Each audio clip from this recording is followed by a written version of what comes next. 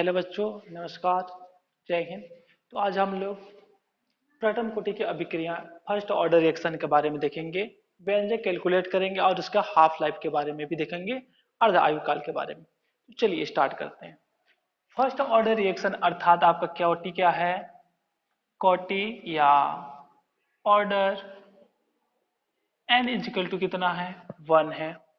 मान लो कोई रिएक्शन क्या है, ए है, जो बी में कन्वर्ट हो रहा है। कोई रिएक्शन ए बी में क्या हो रहा है? कन्वर्ट हो रहा है। ए रिएक्टेंट है, बी प्रोडक्ट है। तो टाइम क्या हो? जब हमारा जीरो हो, टी इजिकल टू जीरो। मान लो इस समय पे रिएक्टेंट हमारे क्या है? ए मोल है, तो प्रोडक्ट कितना होगा? जीरो होगा। यदि हमारा मोल टाइम क्या है? जीरो है। जब जीरो है तो प्रोडक्ट में तो चेंज नहीं हुआ है, तो क्या होगा? जीरो। और जब टाइम टी बराबर टी हो तो मोल कितना हो जाएगा हमारा? ए माइनस एक्स। कैसे?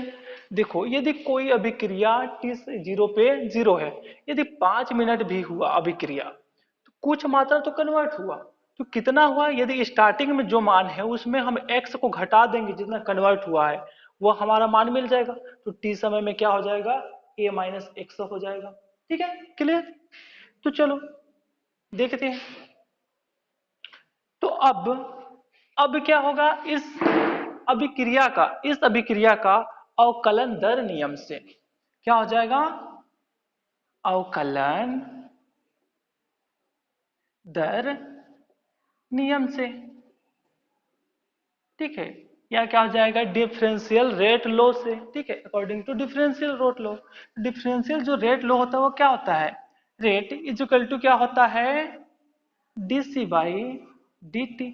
टाइम के साथ क्या करता है? अवकलन करता है। लेकिन रिएक्टेंट क्या हो रहा है? हमारे समय के साथ कम होता जा रहा है और प्रोडक्ट बढ़ता जा रहा है। यदि स्टार्टिंग में ये है 5 kg, तो बाद में कितना हो जाएगा? 3 kg, 2 kg, फिर जीरो हो जाएगा और प्रोडक्ट हमारा 5 kg। तो घट रहा है तो इसको हम माइनस से दर्शाते हैं। या ये क्या है? आपका कंसंट्रेशन को दर्शा रहा है, या इसी को हम ले सकते हैं D A by D T. ठीक है, इक्वेशन नंबर फर्स्ट मान लो इसको। अब अभी क्या बोल रहा है? दर नियम से। दर नियम से, या बोल दो आप रेट लो, अकॉर्डिंग टू रेट लो। तो रेट लो से क्या हो जाएगा आपका? आर इजिकल टू होता है के। क्या? रिएक्टेंट की कंसंट्रेशन। तो इसकी अभिक्रिया कोटि कितनी है? 1 है। तो क्या हो जाएगा आपका? आर इजिकल टू के ब्रैकेट 1, इक्वेशन नंबर आपका 2 आ जाएगा। ठीक है, अब देखो इक्वेशन नंबर 2 आर और इक्वेशन नंबर आर दोनों इक्वल है, तो क्या होगा? आर इक्वल टू आर हो जाएगा।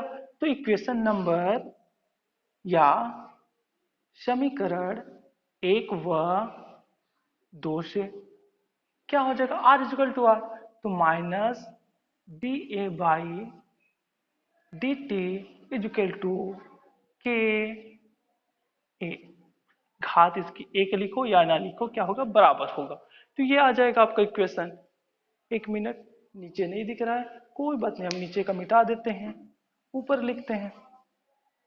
ठीक है, कहां तक? यहां तक। ठीक है, अब देखो ऊपर लिखते हैं। क्या हो जाएगा आपका समीकरण 1 व 2 से? Minus D T by D A by D T is equal to K A.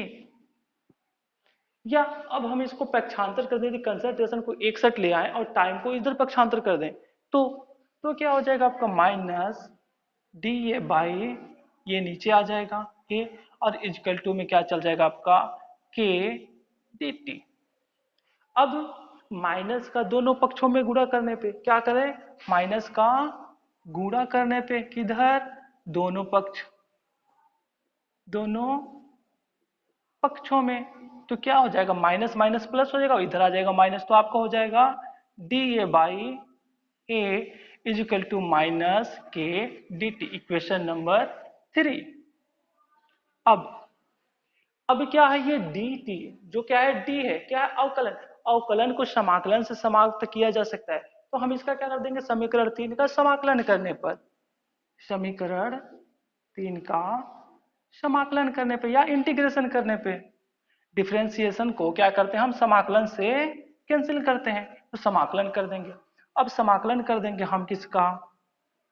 D A by A is equal to minus K D T का। ठीक है, लेकिन ये कहाँ हो रहा है हमारा, देखो जो कंसंट्रेशन है रिएक्टेंट का कहाँ है, ए से ए माइनस एक्स तक है, और टाइम क्या है, 0 से टी तक है। तो समाकलन का हमारा नियम ही होता है ए से ए माइनस एक्स तक, ये क्या है 0 से टी तक, इसका हम समाकलन ही कर दिए।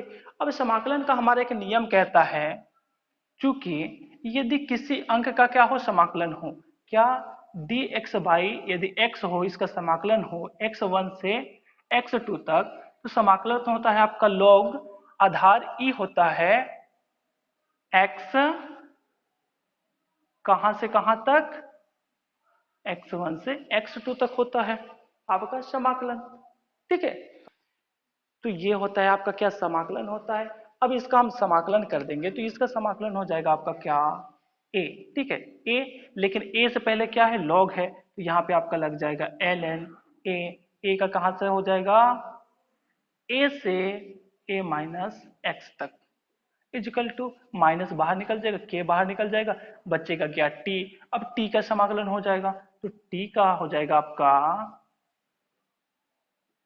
0 से टी तक। ठीक है, यहां तक आप नोट करो, इधर का मिटाता हूं फिर लिखता हूं। ठीक, अब देखो होता क्या है,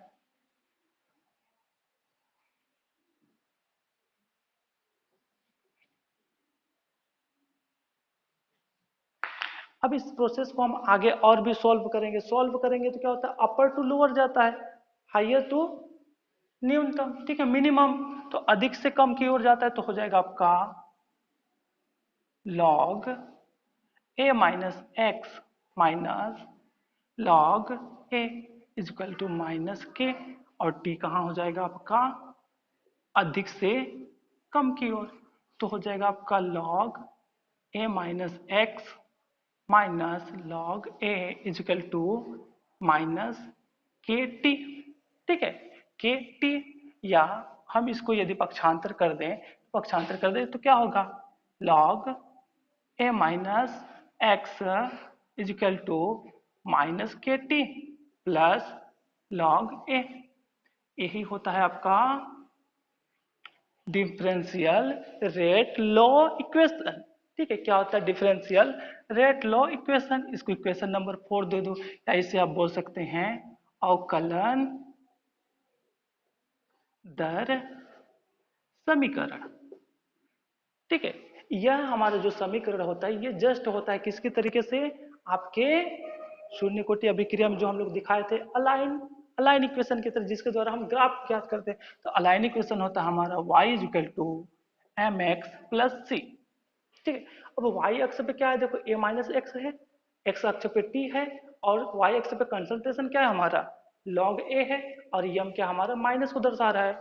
आपको यदि इसका देखना है पूरा ग्राफ तो डिटेल्स में चले जाइए, अभी आई बटन पे दर्शाएगा। ठीक है, आई बटन पे जीरो ऑर्डर रिएक्शन, देखिए ये आपका ग्राफ है, एक्स अक्ष पे आपका टी है, वाई अक्ष पे ए माइनस एक्स है। ठीक है, तो जब इसका ग्राफ आप बनाएंगे तो ग्राफ इसका यहां से इस तरीके से ढाल उतरता है, कहां से, एल एन ऐसे। पूरे डिटेल्स देखना है तो आप शून्य कोटि अभिक्रिया में चले जाइए, ठीक वहां मिल जाएगा। तो इस प्रकार से ये समीकरण आपका अलाइन समीकरण काम करता है। अब यदि आप इसको पक्षांतर करेंगे तो और एक नया वैल्यू आपके सामने आ जाएगा। चलिए देखते हैं। अब देखिए एक फॉर्मूला होता है हमारा, इस इक्वेशन से देखें तो इस इक्वेशन से क्या होता है, एक फॉर्मूला होता है, यदि आपका हो क्या log m माइनस एन, तो इजकल टू होता है log m बाई एन, ये फॉर्मूला होता है। ठीक है, अब इसको क्या करें, हम इधर पक्षांतर कर दे, k का वैल्यू ज्ञात करना हो, यदि क्या करना हो k का वैल्यू ज्ञात करें तो इसको हम बाहर निकाल लेंगे, इसको इधर पक्षांतर कर देंगे, तो क्या हो जाएगा आपका k t is equal to log a minus क्या हो जाएगा log a माइनस एक्स। तो इसका मान क्या हो रहा है, ये हो रहा है, तो आपका मान हो जाएगा k t is equal to log a by a minus x हो जाएगा। ठीक है, ए माइनस एक। अब हमको के का वैल्यू ज्ञात करना है, जो दर स्थिरांक हमारा कांस्टेंट रेट है, इसका मान ज्ञात करना है, तो टी को पक्षांतर करना पड़ेगा। अब मैं यदि टी को पक्षांतर करता हूं तो टी यहाँ से क्या होगा, नीचे की ओर आएगा, तो एक बटा टी हो जाएगा।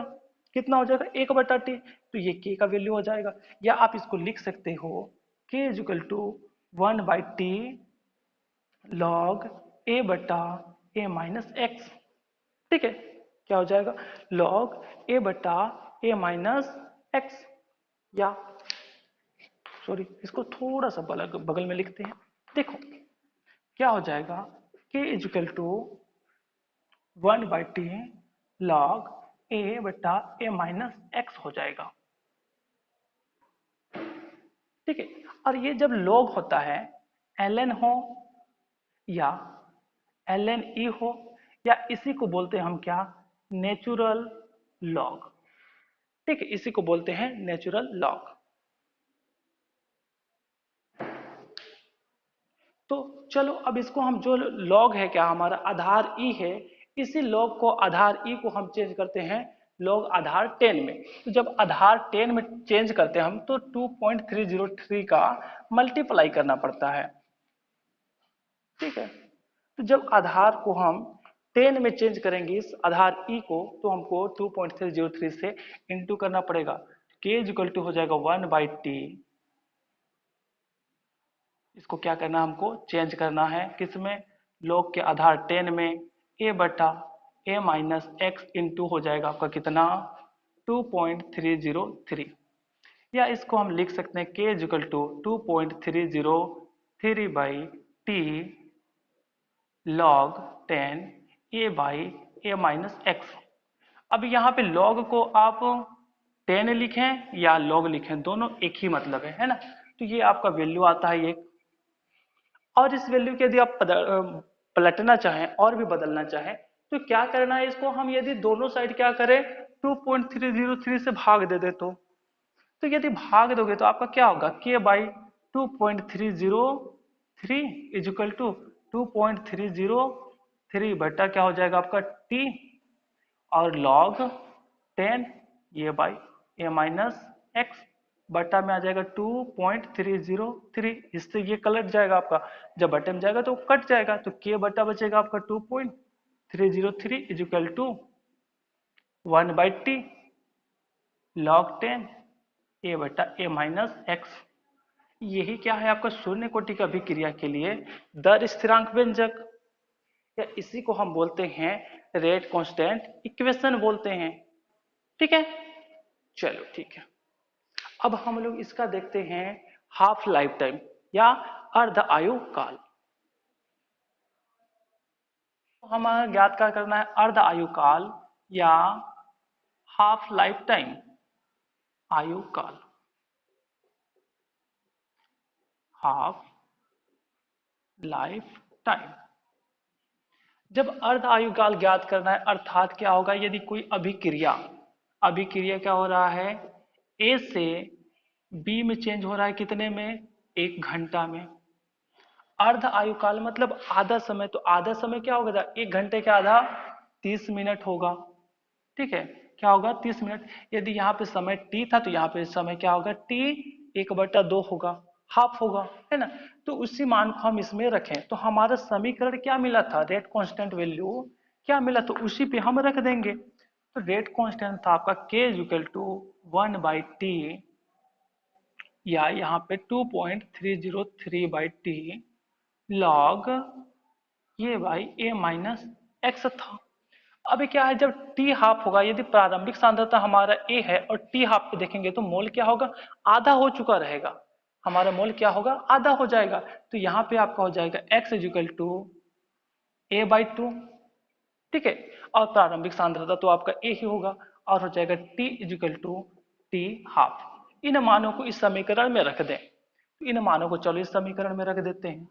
के is equal to 2.303/t half log a by a minus कितना है, a/2 है। चलो इसको सॉल्व कर देते हैं, तो हो जाएगा आपका k is equal to 2.303 by t half log ये बाई, जब इसका आप लघुत्तम लेंगे बटे कुछ नहीं, मतलब एक तो लघुत्तम आ जाएगा आपका 2 और 2 एकम 2a माइनस 1a। अब 2a में 1a घटाएंगे तो कितना बच जाएगा आपका, 1a बचेगा, इसका बटा कुछ नहीं मतलब 1 है, तो ये क्या हो जाएगा, पलट जाएगा। चलो पलट देते हैं, तो आपका हो जाएगा k इजिकल टू 2.303 बटा टी हाफ लॉग, ये क्या हो जाएगा, a बटा 2a माइनस a इंटू 1/2। अब क्या होगा, इस a से यह एक ही घट जाएगा तो क्या बचेगा आपका, केवल यहाँ पर a बच जाएगा। अब इस a से a कट गया तो बचा क्या, केवल 2 बचा, तो यहाँ पे क्या आ जाएगा आपको log 2 आ जाएगा, सिंपल सा। यदि आप इसको लिखना चाहो तो चलो यहाँ पे नहीं लिखते, यहाँ पे लिखते हैं k is equal to 2.303 by t half log 2। कितना बचा यहाँ पे, केवल 2 बचा, ये हो गया आपका log 2।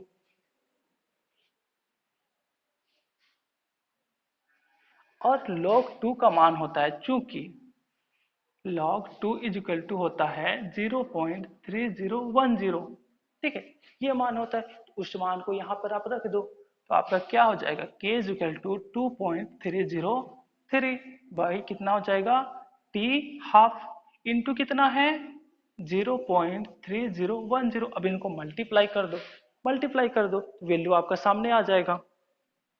चलो, और टी हाफ ज्ञात करना तो टी हाफ को पक्षांतर कर लेते हैं, तो 1/2 हो जाएगा इजिकल टू, जब मल्टीप्लाई करोगे तो आ जाएगा 0.693 बाई के।